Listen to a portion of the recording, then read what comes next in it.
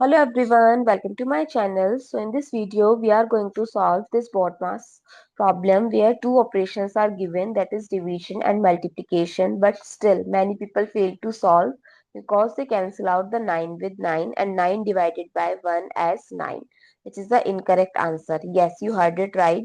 When you have given multiple operation, then you have to follow BODMAS or PANDAS rule.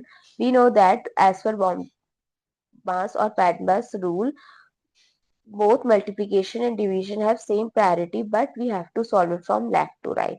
So it's 9 divided 1 by 9. So first we have to solve the division. So what we can do, we'll put the multiplication sign and do the reciprocal of right hand side number. So it's 1 by 9 becomes 9 by 9. So what is left? 9 times 9 times 9, which is equals to 729. So what is the correct answer? 729, not 9. I hope it's clear and you find it useful. So don't forget to share your feedback through like, share, comment and subscribe to my channel. Thanks for watching. See you in the next video.